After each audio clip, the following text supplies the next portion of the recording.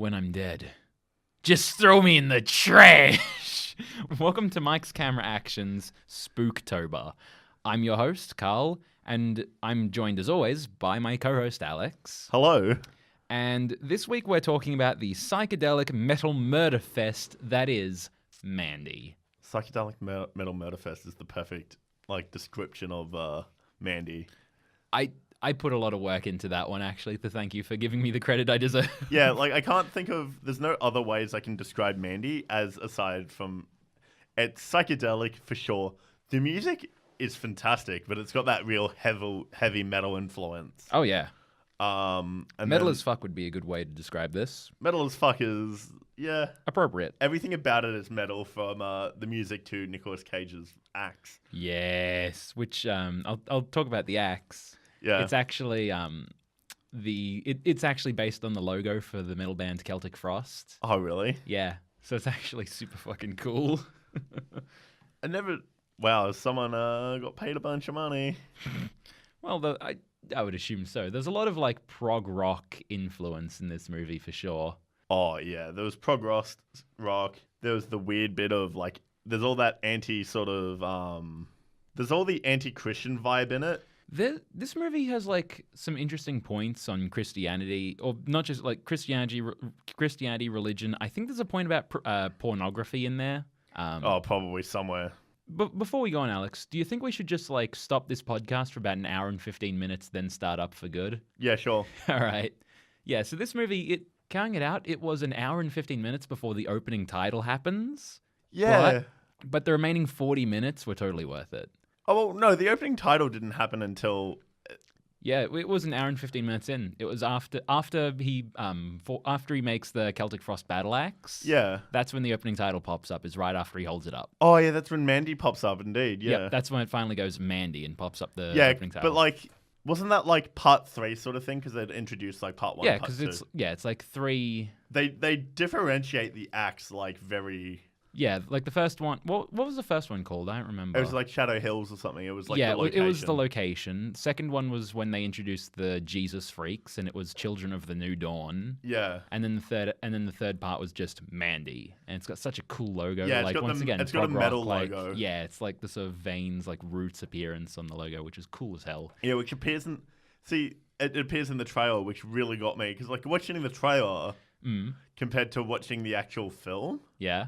It's two different things. Oh, it should be. Yeah, I know, but it's even thematically, in the trailer, you get this idea of this fast-paced, metal themed sort of adventure. You don't get that for the first half of the film. No, the first hour of this movie is pretty much setting up the characters and setting up the location.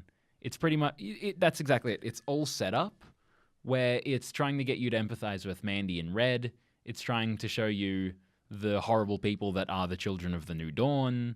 And then from there, it's just off to the races. Once they burn Mandy to death in front of Red, it's all right, I'm right there with them. I'm cool with this. Let's do this. Yeah, it's all right, let's do cool. And then he gets his crossbow. Oh, so good. One of my favorite parts of, these revenge movies is right when, your protagonist snaps and hits that, all right, let's go murder I'm gonna go murder some people. It's that setup of all right, here's them getting their guns, here's them doing all this stuff, ready to go murdering. That's one of my favorite parts of any of these movies. The montage? The montage is part of my favorite of revenge movies, which I've seen a lot. So you quite enjoyed the whole axe forging? Oh hell, dude! Forging that fucking axe is one of the coolest things I've seen in months. It was cool as hell. Yeah, that axe was cool as hell. It was metal as fuck, and literally metal. Yeah, all single it was one single piece of metal that he was just holding. He just forges it's such a cool thing. It's just his wife gets murdered, so then he goes and gets a crossbow from this guy. Goes and gets his old crossbow. Yeah. It's his. Gets some broadhead arrows where the guy describes them as being able to tear through bone like a fat kid through cake. Yeah, and then makes this awesome metal, prog rock logo battle axe, and then after that I'm sold. Yeah, I felt like it really fit considering half the time Mandy's wearing an Anthrax t-shirt. Yeah, and I was all right, that's the thing that definitely set aside her and Jeremiah. Yeah, when you have them where he's trying to seduce her basically, and he's sitting there playing his shitty folk music about him.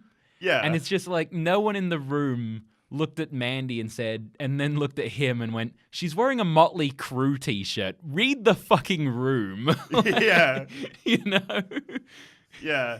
I think, yeah, it was super weird because the thing is that like the trailer, like I'm going to compare this to the trailer because like, I felt not misled, but like I feel like it was a vastly different experience. Yeah. Because the trailer like sets it up to be semi-supernatural. Yeah. In a way it is. In a way, but they sort of ground everything. That's my thing. Is like, as supernatural as it gets is when Mandy's like, oh, the Reaper is coming for you. Yeah. And then the Reaper turns out just to be Red on a rampage with his axe. Yes. And then his bare hands. We gotta talk about that, but go on. Yeah, so like I sort of got that, but like all the bikers seemed supernatural because of all the leather and stuff, and like you see flashes of them, but they're bikies. There's almost like there is almost, once we get to those bikers though, there is almost a sort of supernatural, even like Lovecraftian element. Yeah. Where these guys are like, it's like they've seen The Color Out of Space. Yeah. Where they set up for these bikers. So we meet these bikers where this cultist blows a horn, and then these bikers show up on ATVs and motorbikes, and they're like nightmarish hell creatures. Yeah.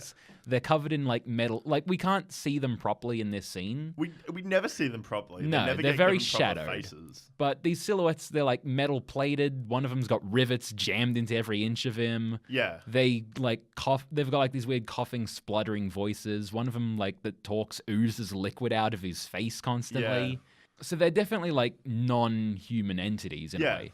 And the setup we're told for them is they were given some bad LSD. Yeah, they were given like really bad LSD. They were given like super bad LSD that since then has turned them into like pain-loving monsters. Yeah, you're right. Like, what I meant is that like there's some sort of grounding to them. It's not just high fantasy. Yeah. It's sort of like trying to ground it. Like, you're right. They do become like almost Lovecraftian. Like their humanity has been stripped from them. Yeah. But originally they were human. Yeah. And they do still indulge in human vices. Yeah, but depending on how you look at it, you could almost say it's like depending on how you're seeing it later on, like and I think the chemist kind of sets up some of this where there is like an element of seeing beyond. Yeah. Like the LSD, like taking this LSD has let them see into the void or see what's beyond mortal perception. They're sort of transcended. Yeah. And Red kind of does the same at one point where he's got a line right towards the end with Jeremiah where he talks about how the I can't remember the exact wording on it, but it was like the psycho drowns in the same water that the mystic swims in. Yeah. And me, I'm swimming. And yeah, they also convey that a bit with all the animation. Yeah. And like, because there's Mandy that's reading this book, and occasionally you read passages, and then like Red does a bunch of drugs, and then like sort of the same passage sort of thing. Like it sort of reflects that maybe Red is the warlock from the tale, or like sort of like contrasting that. Yeah. Well, I think Mandy's the warlock because Mandy's the one that they show taking the green stone out of the beast. Yeah. Which I think echoes some metal band, I think. I can't remember. Probably. Probably. But this film is just metal as fuck. Yeah, super fucking metal. It's like a Slanesh... How'd I write this down? I think I wrote this like on the way out of the theater. This movie is a Slanesh murder orgy wet dream. Yeah. It's like... It's every kind of vice you could have, like, crammed into this movie at some point. Yeah. There's, So there is a scene in this movie where there is one of these LSD jacked up bikers sitting on a couch, just taking in facefuls of cocaine, like slapping his face into a mountain of cocaine on this coffee table, meanwhile watching porn. Yeah. Like there's just this 80s porn on the TV in front of him, just going ahead, and he's got the volume cranked up, and he's just watching that going... for however long. And then in that same scene, Red comes up, sneaks behind him, gets into a fight with this guy, then slits his throat with a box cutter. Yeah. And Nicolas Cage probably swallows about 12 pints of blood in 12 seconds. Yeah. Where it's just a really long take of just this guy like leaning over the top of Nicolas Cage, blood spilling into Nicolas Cage's mouth, and he's just laughing it up. And that shot lingers for so long, and it just keeps going. Then he gets up and like kills another dude, and as he's getting up, there's like picks up a piece of glass that has cocaine and just snorts. He takes a massive rip of cocaine right there, and that was the moment where I'm like, fuck yes, I will take this movie. I will see this movie all the way to the end. The cinema just started laughing a little. Yeah, right in that moment, people were like, it was like half laughing, half cheering, where everyone's like super into that moment. I was like, fuck yes, I am so in. And then and then after he snorts all the coke, he goes on and then he finds the LSD. Yeah, like the bad LSD batch. He dips his finger in this LSD, like in this mason jar, puts it up to his tongue, and then his face melts. Yeah, like he transcends. Yeah, that's exactly it. He like picture like the nightmarish version of the Doctor Strange like being thrown through the dimensions by the Great Old One. Yeah. It's like that, except he takes some bad LSD and trips fucking balls for 2 minutes. Once that happened, I was like, how much of this movie's actually happening now? Like, is the rest of... Are we going to reach the end where he gets his revenge and then it cuts back to him just ODing on the floor of this biker hideout? Like, he's just sitting there going... Oh, man. Yeah, like the whole... Like, I really did like the setup. Like, I felt like it made everything more emotionally... It's a super simplistic plot. Yeah. Like, incredibly simple. It's just a bunch of Jesus freak cultists murder his wife in front of him, and he goes out and murders all of them back. Yeah. It's so simplistic. It's simplistic, yeah. But the way it's delivered is amazing. Yeah, Nicolas Cage, like... I think it's one of the best roles I've seen him do. Unbelievably so. I thought it was going to be like just, going in there and seeing him phone it in. Like, it's some like B movie, but it is not. This is one of the best. This is Nicolas Cage we're talking about, who's known for being like a little bit weird, but also has some great roles in the past. Yeah. And this one is incredible. Yeah, I feel like this really suited him because like just the acid trip where he's like wild and it's like it's energetic and it's like perfect. He like brings it. I think some of the best acting I've seen in a long time was definitely after Mandy's been burned to death, and he's sitting there, and it's the scene in the bathroom when he's got that bottle of liquor, like he's got that bottle of vodka with him, like they've picked out from under the sink. Yeah, and it's just this like one take of him finally coming to terms, like finally processing, like, oh right, they burned my wife to death. Yeah. And it's him like dealing with the fact that he's super injured, he's been stabbed, his hands and face have been cut to hell. Yeah. And he's just lost his wife. And it's just this amazing moment where he's just screaming, drinking, screaming some more, ugly crying. It's brilliant. Yeah, but like, see, this is the bit that gets me the most about that film. Like, stuff like that is interspersed with stuff like the Cheese Goblin. Yeah. Well, the Cheese Goblin, I feel like, is the turning point of this movie. Yeah, it is. That's the weirdest bit. Is it like they cut to the Cheese Goblin? The Cheddar Goblin. Cheddar Goblin. Yeah. And it's like, you're watching this basically ad where this goblin is buffing mac and cheese and kids. So the Cheddar Goblin, we were talking about this last week where we're just like, we're going down the IMDb credits and we're like, there's a character called the Cheddar Goblin. What the fuck is this movie? The Cheddar Goblin's an ad on TV. Like Red finally pulls himself free from this barbed wire that he's been bound with in his own yard. Where his wife's just been murdered. He finally crawls his way inside, and on the TV is an ad for a children's mac and cheese product where a goblin is puking piles of mac and cheese onto children, and it's just like, it's this incredible moment of just, the universe doesn't give a fuck about you, Red. Like, your grief is nothing to the world. It's gonna move on without you, and it's so it's so crushing. Like, to see him have to go, like, him having the worst day, and that's what's on TV. But at the same time, it's like this moment of like, how the fuck am I supposed to take this as an audience member? Yeah, I'm feeling like an immense amount of grief, and yet I want to laugh. And that's kind of the through line for the rest of the movie, where it's like there's terrible things happening, but I can't help but smile. Yeah. Although, to be fair, the dude that made the Cheddar Goblin ad was the guy that made Too Many Cooks. Yeah. You told me that, and I was like, what? Yeah, I found that out, and I was like, Alex, you need to know. The guy who did Too Many Cooks for Adult Swim, same guy who did the Cheddar Goblin. Which explains it, which it's makes the same level insanity. Yeah, it makes perfect sense when you hear that. It's like, oh yeah, no, I can see that now. Too many cooks. We better stop so we're still in fair use. Yeah. Don't want to get sued. But yeah, so Yeah, so the Cheddar Goblin like really was like jarring almost. And you can buy the Cheddar Goblin mac and cheese. It wasn't that so much that it threw up against. It threw up a lot. It throws up a lot. It like, just keeps coming. It's like you've come home at 2 a.m. You're drunk. You got given a kebab. The kebab is dodgy, and so you just empty your guts in your front yard. But like that. Is this coming from personal anecdotes? Nah, don't do it in the front yard, mate. You know, it's like your stomach just has to empty all of its contents. Just void, purge. Yeah, but it's mac and cheese onto kids. Onto children. That's the Yeah.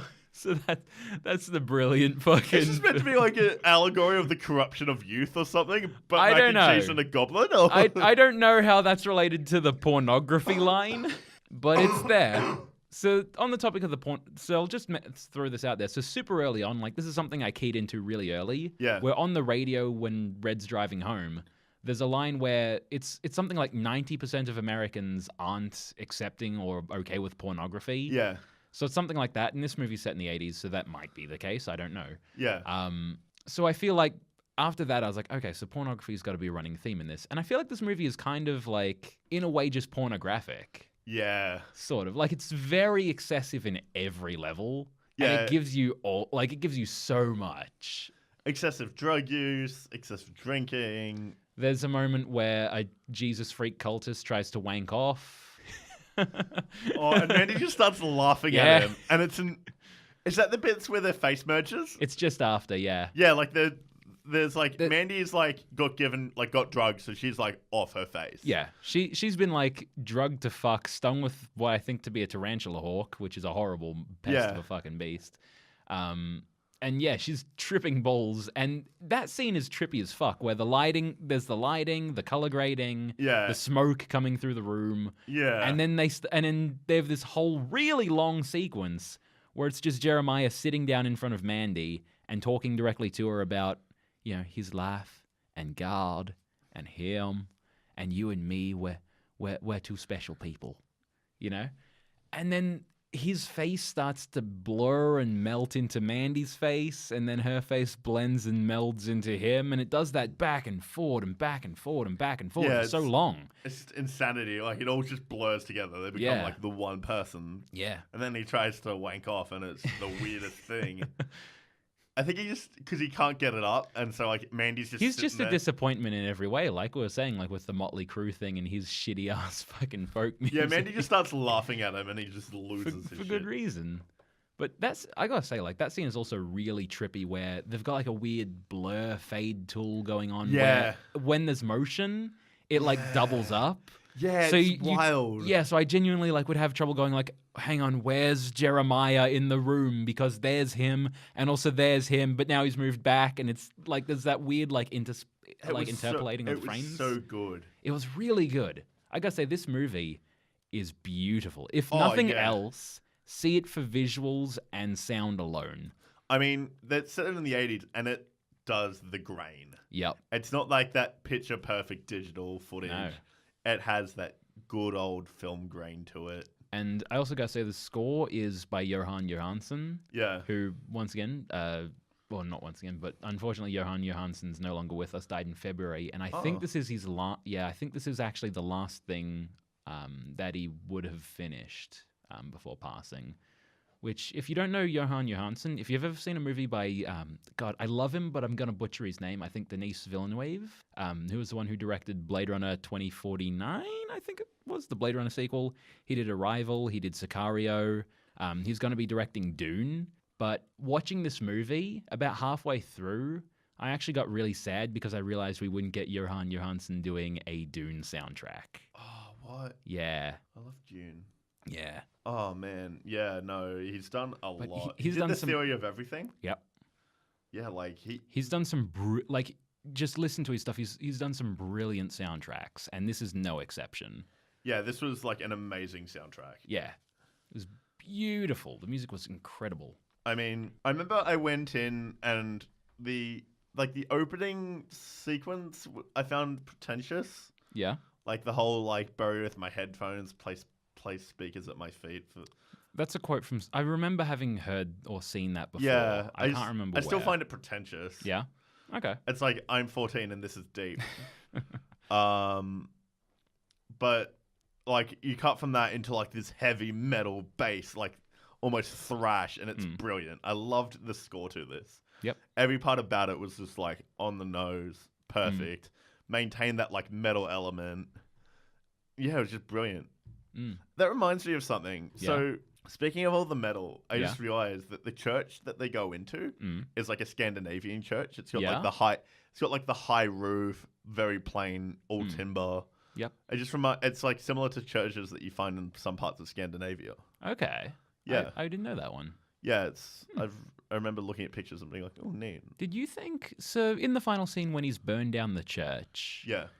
Did it look a bit like just the way the camera angle is being used and so the blur on the camera? Did it look like they were trying to make it look like the cross was upside down in that sequence? Yeah, to you? Maybe a little. I felt like that was something they were trying to go with.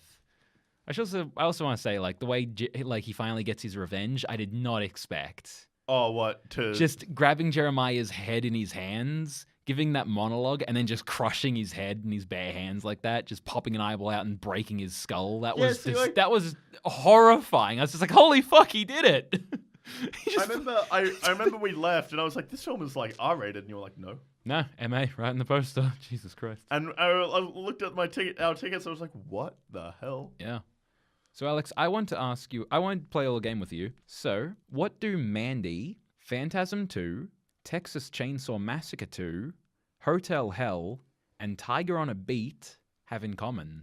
I'm sorry? What do those movies have in common? All the films. Tiger on a Beat, Texas Chainsaw Massacre 2? Yep. Hotel Hell, Phantasm 2, and Mandy. The only one of them I've seen is Mandy. Do they have a chainsaw duel? That is exactly it, Alex. Yes! Ding, ding, ding, ding. He's won. All of those movies, I tried to find as many as I could with an actual chainsaw duel in them. Those are movies that have chainsaw and chainsaw fights. Dope. Which, by the way, I am now going to have to show you Tiger on a Beat. Because I was looking it up, and Tiger on a Beat has probably my favorite chainsaw duel, including Mandy. Oh wow! It's actually like it's like picture of proper like kung fu. Like I think it was made in '88, but it has like picture of proper kung fu duel. But both of the fighters have chainsaws and are swinging them around, and they're actually being used like chainsaws, where they're cutting through floors to get to each other. Oh, they're sawing through what? yeah. I actually got to find this again for you because I was looking it up and I was like, hell yes. That's insane. But there is a amazing chainsaw duel in this movie. Yeah. Where Nicolas Cage is sneaking up on this dude at a logging park, and he puts down the Celtic frost axe and grabs a chainsaw. And the entire time I'm like, dude, you should probably start that chainsaw before you go and murder this dude. Because he's walking out there and he's revving the chainsaw constantly, trying to get to start. And as he does, this guy, like, who's pretty jacked, grabs a chainsaw that's about twice the length of Nick Cage's one and just starts it up in one pull. Yeah, I think that was one of the most insane things is just the chainsaw and chainsaw duel and how that guy died. He just got pushed onto a chainsaw and it just like shredded him.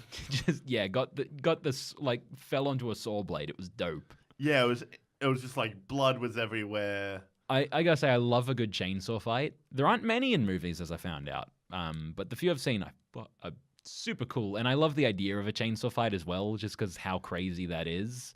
There's a few in games, like I know there was in Resident Evil 7, but man, seeing it in this was fun because it's just like hell yes, high budget, like not high budget, but like decent like movie with Nicolas Cage having a fight with another dude in a logging park with fucking chainsaw and chainsaw. Hell yes, the only person like out of those Jesus freaks that Nick Cage didn't kill was the girl. Yeah, part of me was kind of hoping he would.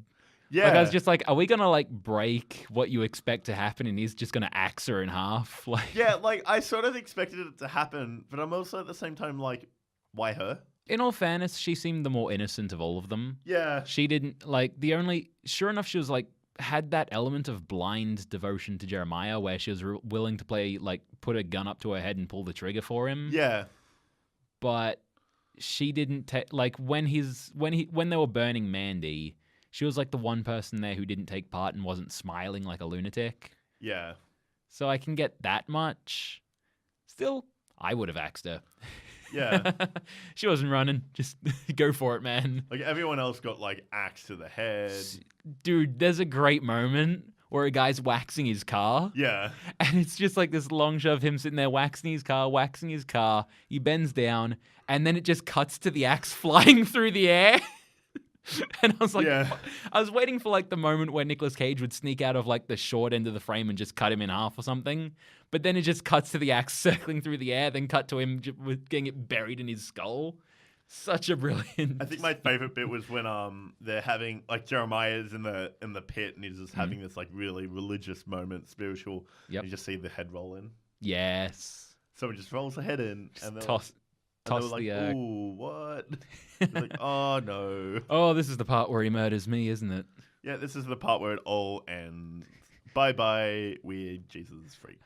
I'll suck your dick, man. I'll do it. Oh yeah, that was really weird. It was like he's begging for it, and he's just like, "I'll suck your dick." Like he's trying to be like all macho, and then he just ends up with, "I'll suck your dick." I gotta give credit to like the acting in this movie, just all around. Oh yeah, where Jeremiah does a great job of having like the flip flop on emotion in that scene, where he goes from being like terrified, to then flipping over to like, yes, this is all the Lord's doing, so that you could come to me and I can help you revoke your satanic ways. Till then, like being super furious with him, like being no, you're a soulless pig. To then, no man, just don't kill me. I'll do anything. Oh wait, I suddenly remembered. Speaking of soulless pig, I was expecting there was like Ghost Rider where he got the chain, and I was like, oh yeah, is it just Ghost Rider again? Yeah, that was during Chainsaw Duel. He just chains a guy. I was like, oh okay, that's a weird homage to Ghost Rider. there are a few of those. Are there? Yeah, there's actually some references to not Ghost Rider, but Silence of the Lambs as well. Oh yeah. Where oh god, I'd need to double check this, but it was to do with the scene with Mandy finding the dead deer. Oh yeah. And then the scene following that, like that's similar to the story that Juliet her last name's Starling from Silence of the Lambs tells, where she finds a slaughtered lamb. Okay. And then the scene following that, she has Mandy has her line about her dad bringing her a pillowcase full of starlings. Yeah. And having all the local kids smash them. Yeah. Where it's once again it's similar to a story told in Silence of the Lambs, and then also the name Starlings. Yeah. Who knows? Maybe. Yeah. This film is just like really bizarre. I gotta bring back up those bikers and just how fucking insane they are. Oh yeah. Because the third one of them is such a like these guys are so drugged to hell. Nick Cage fires a crossbow bolt at that third biker. It goes through his neck, and I was like, oh, he's dead. The guy reaches up, pulls the bolt out of his neck, and then turns around and has a whole fight with Nicolas Cage. Yeah, he's just like blood spurting from his throat. He's just like, oh, I've been skewered.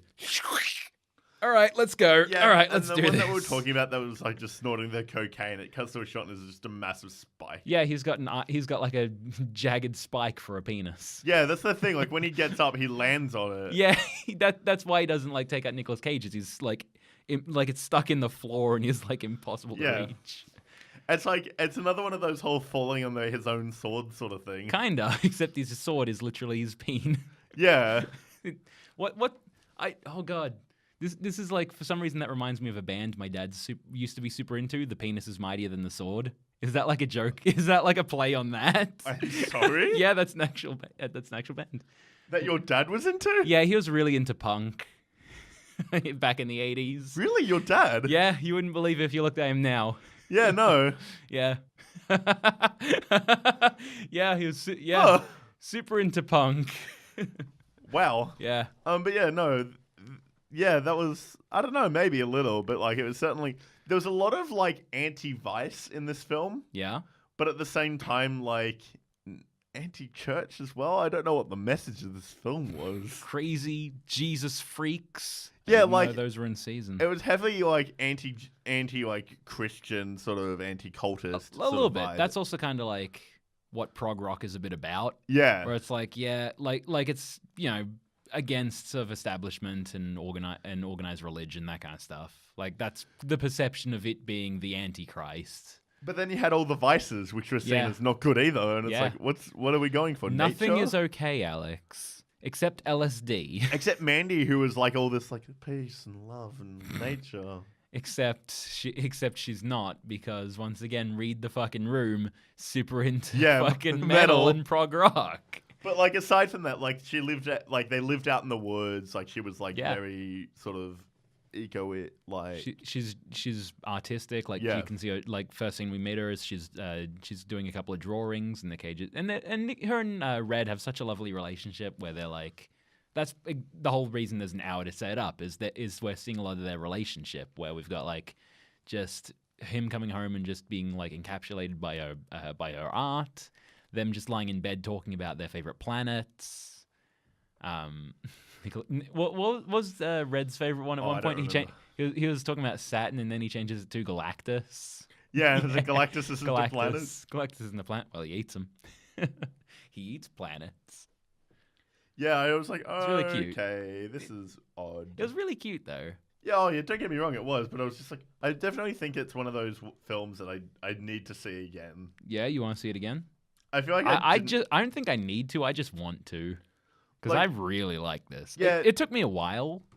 I will say, like, I got out of the theater and I was like, I don't know entirely what to think of this, and I wrote down a bunch of my notes for it, and then the next morning I woke up and I was like, no, I love this movie.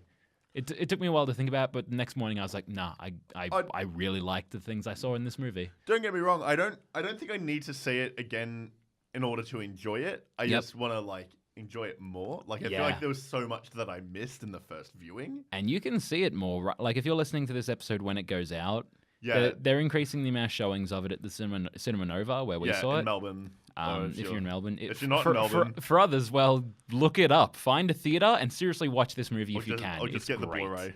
That too. There is also, I think it's on Amazon Video right now if you want to buy or rent it. Yeah. And it's not in Australia, but YouTube Movies also has it. Oh, yeah. So you can get there if you're in the US. If we got any listeners in the US. I hope so. Who knows? All our listeners are actually Malaysian. Oh, well. We're very big in Malaysia. Well, time to do a tour of Malaysia then. That'll be our first live show. Our first live show is just in Malaysia. That'd be fun. Yeah, who knows? It would be. Just book out a room somewhere and be like, hey, Mike's Camera Action, Malaysia. Part of me would like to, it would be great to have, a really big Australian audience. Because that's where we are, so it'd be easier to find people and meet people like, hey, let's do a meetup, that kind of thing. If you guys want to hear us do a live show. Yeah, but dude, how good would a live show be? But at the same time, it would also be really fun to just have my Mike's Camera Action business cards, be able to hand them to people who've never heard of me here in Australia and say, I'm really big in Indonesia, that kind of thing. Just be throw out obscure countries. I'm super huge in Luxembourg this year. Oh yeah. Yeah, I've always wanted to be popular somewhere else, but not here. Yeah, I get that. It's I'm really big in Japan at the moment. Yeah, really taken off. Turns out our audience is 90% Japanese. Crazy. Yeah, it turns out our audience is all not here. Yeah.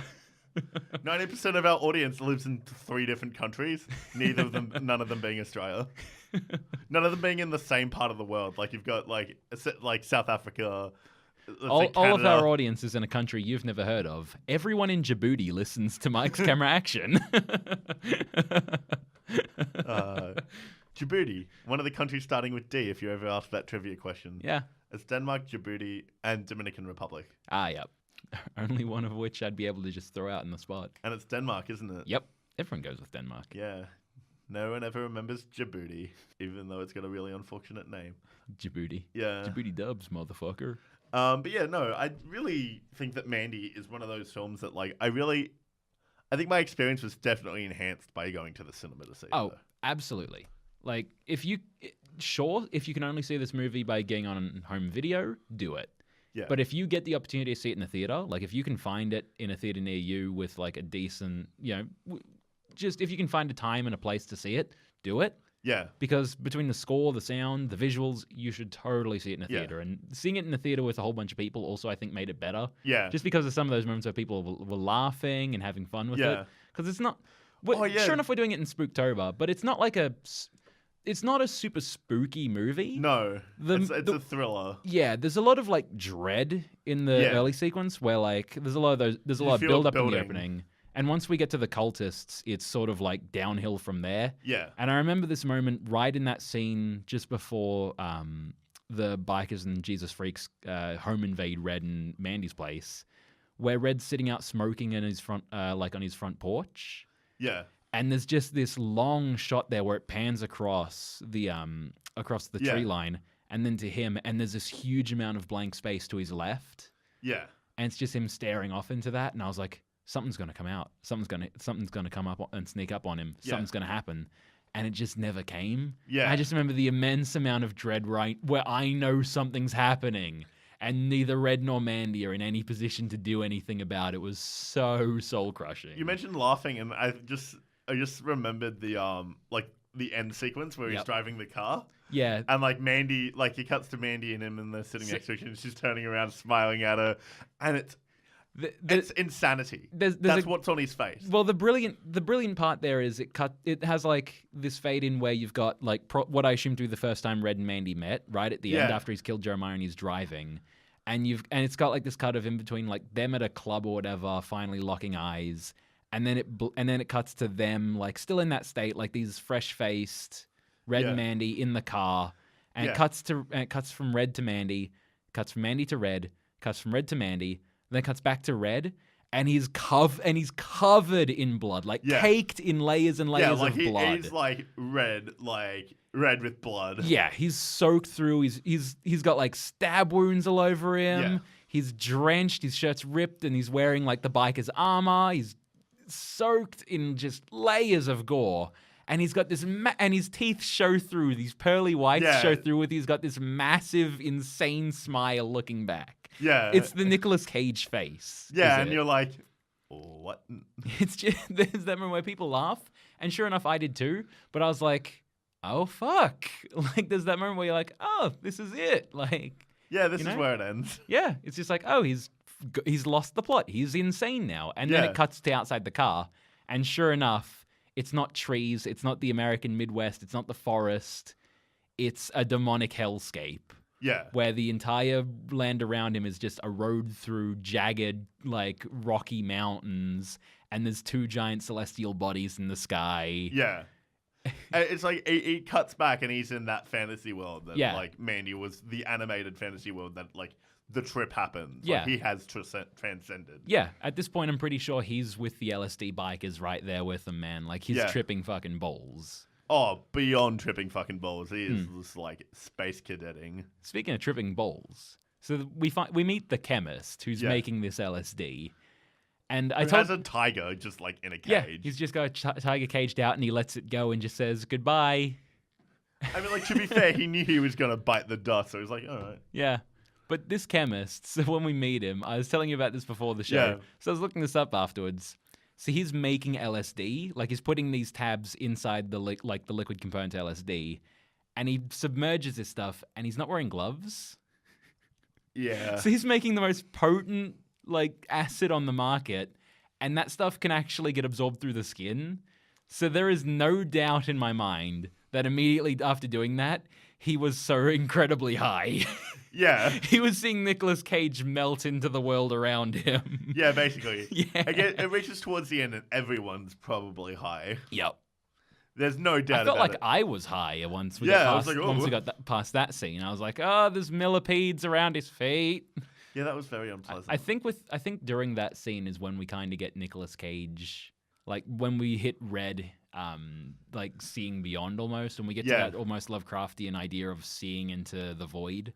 Yeah, he starts doing it because he looks down, he sees like that swarm of millipedes around the chemist's feet. The chemist is talking about seeing, like, going beyond and seeing what's more. Like it's like the chemist has like that spiritual connection with the tiger. Yeah, because he's like, oh, like if you were here to hurt me, it would be growling. But then Nick Cage pulls out his axe, and it's like, oh shit, time to go now, time to go. So the tiger just leaves and is like, see ya. Peace. Bye. Like a normal house cat, you let it out and it's gone. Where'd it go? Let it go, man. You got to put it out for the night. Yeah. It's so weird. It's such a weird scene, but I fucking love it. I love this movie so much now. This movie is just full of insanity. Like, but it's You good. ripped my shirt! You ripped my shirt! He's stabbing a dude to death. Like, the insanity is what makes this film great. Like, if you tried to play any of it, like, after the whole burning scene, like, straight, I wouldn't have enjoyed it. No. You need it. You need the insanity. You need to build on what you've got. Yeah. And it started off like slow and that steady pacing, and then like it slowly builds, and then there's just like nothing but flashes and gore and murder and axes. I think Nicolas, like, I was thinking about this morning, but I think Nicolas Cage's character Red, definitely had a violent history at some point. Yeah. To have that other character holding his crossbow and talking about hunting Jesus freaks, I definitely think he had a violent past. I think he might have been a Vietnam vet. That's my headcanon right now. Yeah. Because he's in his 40s, 50s in this... Like, Nicolas Cage is in his 40s or 50s. It's set in 83. It's kind of like the perfect time where it would have been just the right age to have been shipped off. I think he also definitely had alcohol problems. Yeah. Oh, with the vodka under the sink, that definitely makes me think like reformed alcoholic. Yeah, but there's also in the chopper where he turns back the beer. Yeah, he's like, no, I don't want it. Yep.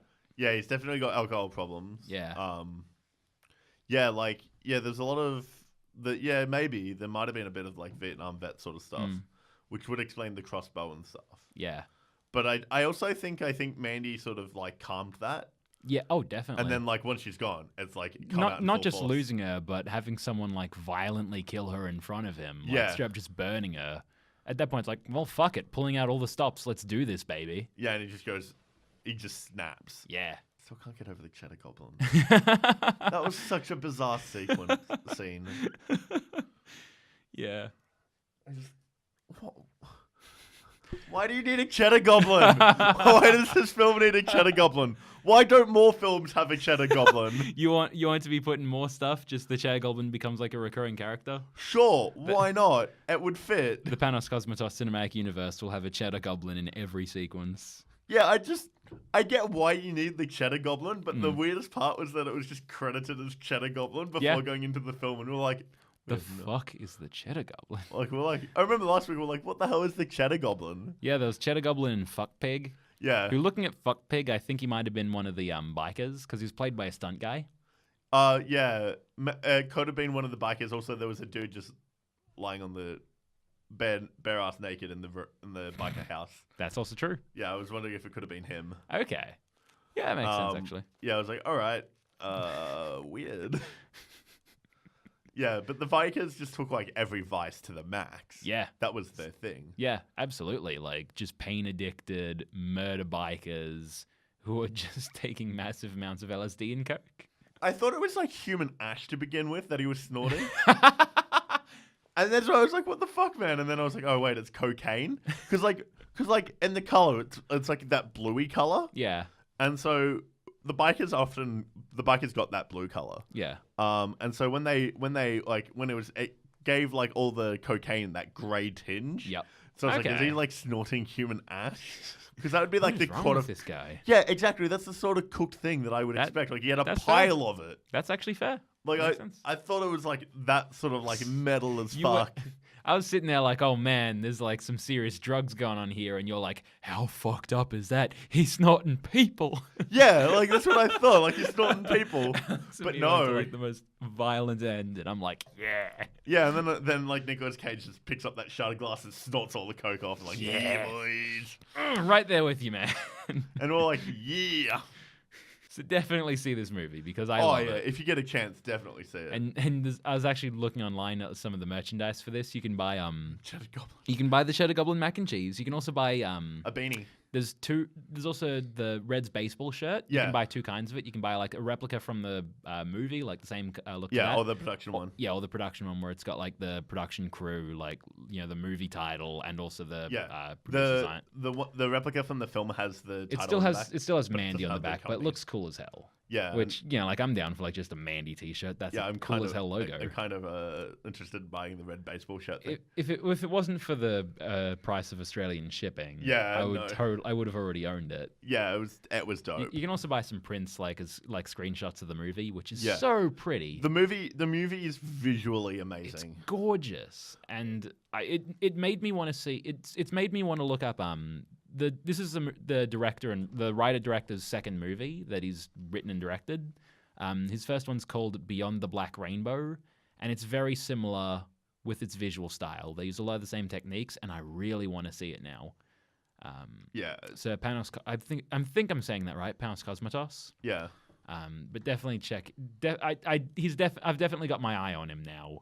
He's done some really cool stuff that I really want to see. I'm really keen to see it. Like.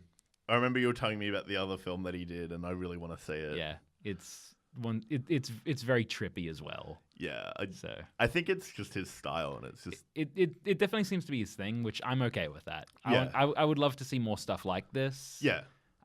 Granted, in moderation. Yeah, I'm like, it's one of those ones where, like, if you get like too trippy, it gets too dull. Yeah. But like this had like the right amount of like. The one thing I actually liked about this film is it really blended with reality. You weren't sure what the hell was going on, where it was happening, or like whether or not it all actually happened, what actually happened or not. Yeah. Who knows? He was off his face. There's a scene where his face melted. Maybe it just ended there. Maybe taking the LSD actually melted his face, and the rest who of knows? it's a dream. Who knows? Who knows? We don't know. Who knows? But then the chainsaw fight would have never happened, and I want it. Also, I don't know why. I'm going to have a movie night later where we just watch, let's see, where we're just going to watch Mandy Takes Over Chainsaw Massacre 2 and Tiger on a Beat. That's it. What about Phantasm 2? Maybe we could do a 5. Let's do a quintuple feature.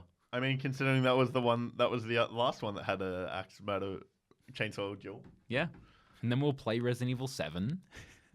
Yeah, and then we'll just get 2 chainsaws and go at it. And then we'll just go out and buy 2 steel chainsaws and go nuts. Let's Mythbusters. Can you have a chainsaw fight? Who knows? We'll find out. We'll find out in person, or just get metal shards in our eyes. Well, wear safety goggles. Jesus, Carl. Take it seriously. We take safety very seriously in our chainsaw fights. Yeah. As you're eviscerating the other person. As like one of our hands comes up like, oh. Well. As you saw through the midriff of your friend. Yeah.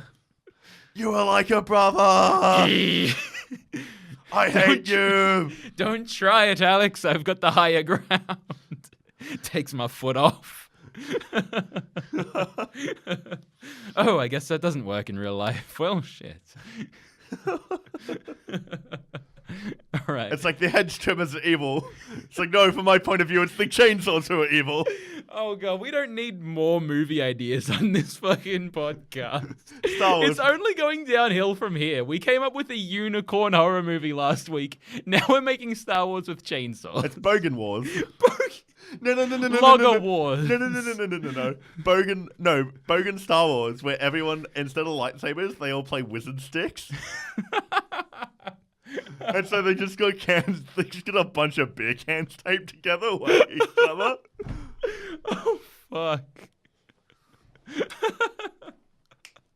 What do you think? Oh, I think we need to end the episode there. Yeah, I'm gonna go write Bogan Wars now. I don't know. Don't know what you're up to, Carl. All right. So next week we're going to be taking a bit of a jump from the. We've done the homage. We've done the homage. We've done the psychedelic murder fest. We're going to go with the next week. We're doing the found footage type of horror movie. Yeah. So I was looking at a few different kinds of one of these and decided on Creep. Ooh. So that'll be interesting. I haven't actually seen this one myself yet, so this will be fun. It either. So join us next week for Mike's Camera Action, where we look at Creep on Spooktober.